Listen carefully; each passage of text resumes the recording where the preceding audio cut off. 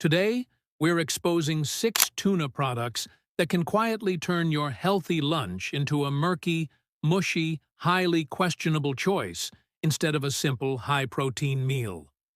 These cans sit in millions of Aussie pantries with feel-good words like dolphin safe and premium. Yet many hide vague sourcing, sustainability red flags, seed oil blends, and even overseas recalls linked to serious food safety risks. Before we dive in, one important note. Food Standards Australia, New Zealand says canned tuna sold here is generally safe to eat from a mercury point of view, including for pregnant women and children, and lab tests have found typical Australian brands well below legal mercury limits. The real problems we're looking at today are about texture, quality, sustainability, ingredients like cheap oils, and how transparent each brand is about what you're actually eating. Number 1. The ultra-cheap budget tins. Aldi's Ocean Rise and similar ultra-budget tuna lines have built their whole appeal around price, often coming in at close to $1 a can. On review sites like Aldi Mum, shoppers point out that some Ocean Rise yellowfin chunk tuna is packed in Thailand, and at least one reviewer flat out calls it cheap and nasty, saying it's from Thailand, and expressing worries about worker treatment and safety. That's their opinion, but it shows how uneasy some customers feel. Others complain that the tuna is mushy, more like a paste than firm chunks, with a lot of liquid in the can, so you're paying for brine or oil as much as fish. Recent NGO sustainability rankings add another layer. New assessments of Australian canned tuna brands show Aldi's tuna range getting mixed scores because some of its yellowfin sourcing comes from the overfished Indian Ocean, where illegal and unreported fishing is a documented problem. So while the label screams bargain, you're potentially buying softer, lower-quality fish from fisheries that environmental groups say badly need cleaning up. Number 2. Premium yellowfin in fancy oil. At the opposite end of the price scale, you've got the premium yellowfin-style tins that lean hard on Italian branding, glass jars, or gourmet flavors. Greenpeace's long-running tuna guide has repeatedly flagged brands built around Indian Ocean yellowfin as among the worst options on Australian shelves from a sustainability perspective, warning that this species is near threatened in some regions and that longline and FAD-associated fishing can kill sharks and other wildlife as bycatch. At the same time, nutrition experts point out that larger tuna species like yellowfin tend to accumulate more mercury than smaller skipjack over their lifetime, even though FSINZ still considers normal canned tuna consumption safe for most people. On top of that, ingredient lists for some of these Italian-style yellowfin products reveal that the pricey fish is sitting in a blend of olive oil plus cheaper seed oils like sunflower, not in pure extra virgin olive oil. So you can easily end up paying a premium for a can that's worse on sustainability, not clearly better on mercury, and cut with seed oils instead of the simple tuna in olive oil combo most of us think we're buying. Number 3. Overseas yellowfin recall cans. In early 2025, Tri-Union Seafoods, the company behind Genova yellowfin tuna and several private label brands overseas, issued a major recall of certain yellowfin tuna cans in oil due to a defect in the pull tab lids that could compromise the seal and allow contamination with Clostridium botulinum, the bacterium that causes botulism. In January 2026, U.S. regulators warned that some of those quarantined, previously recalled, cans had mistakenly been redistributed to retailers, and urged anyone who'd eaten the affected product and felt unwell to seek immediate medical attention. This particular recall related to products sold in parts of the United States, not Australia, but it's a wake-up call about how much trust we place in those easy open lids and long shelf lives. A faulty seam on a pull tab lid doesn't just mean a bit of leakage. In the worst case, it can mean a sealed, low-acid, protein-rich food becomes a perfect environment for a very serious type of food poisoning if the defect goes unnoticed. It's a reminder to always inspect cans carefully and to treat any bulging, rusted, leaking, or off-smelling tuna from any brand as an absolute no-go. Number 4. Big legacy brands with messy histories.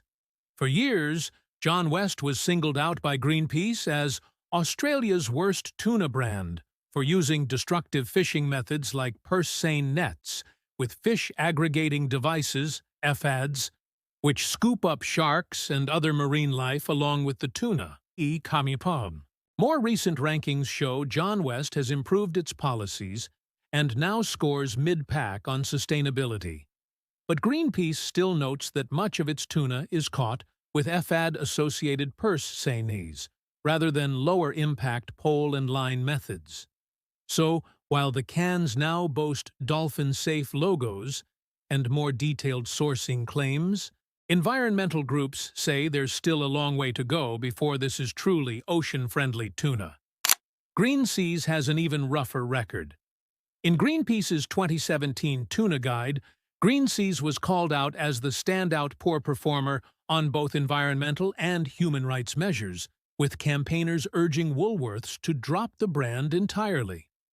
Although there have been improvements since then, later updates still describe Woolworths, John West, and Green Seas as wedded to destructive fishing practices, especially heavy FAD use. In other words, the legacy tins a lot of us grew up with are no longer just about Mum's tuna sandwiches. They come with a lot of baggage in terms of how the fish is caught. Number 5. Healthy olive oil blends that aren't what they seem. Walk down the aisle and you'll see tuna in extra virgin olive oil blend, olive oil style, and similar wording that sounds wholesome and Mediterranean. But look at the small print on some of these cans, and you'll find ingredient lists like 68% skipjack tuna, 11% extra virgin olive oil, 10% sunflower oil, plus water and salt. So more than half of the fat in the can actually comes from cheap sunflower or other seed oils, not from olive oil at all. Green Sea's own tuna in extra virgin olive oil blend is a clear example. The ingredients are 68% skipjack tuna, 11% extra virgin olive oil, and 10% sunflower oil. That's perfectly legal. But if you thought you were paying extra for tuna in pure olive oil, you're really getting a mixed seed oil product in disguise. It's another case where the front-of-pack language and the back-of-pack reality don't quite line up. Number 6. Aggressively flavored supermarket tuna snacks. Finally, there are the flavored tuna snack cans and pouches, chili, lemon pepper, tomato and basil, and so on, that Coles, Woolworths, and the big brands push as a ready-to-eat protein hit for salads and sandwiches. Check the ingredients, and you'll often see a long list that goes well beyond tuna, oil, and salt. Vegetable oils, sugars, starches, thickeners, acidity regulators, and natural flavors designed to make a lower-grade tuna base taste like a complete meal. Consumer comments frequently mention how many of these flavored products turn into a kind of paste when stirred through pasta or salad, rather than staying as firm, recognizable chunks. That doesn't make them unsafe, but it does mean they're edging closer to processed snack food than to the simple canned fish most people think they're buying.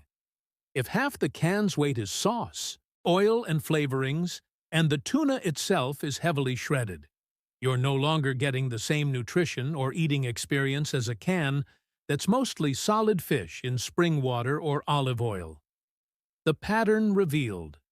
Across all of these products, the same themes keep popping up. Patchy sustainability records, species choices that NGOs say put more pressure on threatened tuna stocks, clever marketing around dolphin-safe and olive oil that masks vague sourcing and seed oil blends, and in at least one overseas case, can sealing defects serious enough to trigger a botulism-related recall. Meanwhile, Australia's own food safety regulators keep saying canned tuna here is generally safe from a mercury and contamination point of view, as long as you stick to normal serving sizes and avoid obviously damaged cans. So the real question isn't, is all tuna poisonous? It's, which brands actually line up with the healthy, simple image on the front of the can? And which ones are quietly cutting corners? Now, let's talk about tuna options that are genuinely worth your money. Number 1, responsibly fished tuna in real olive oil. If you want to get closer to that simple fish, olive oil, salt ideal, look for cans where the ingredient list is basically just skipjack tuna, olive oil, and salt, with no vegetable oil blend in sight.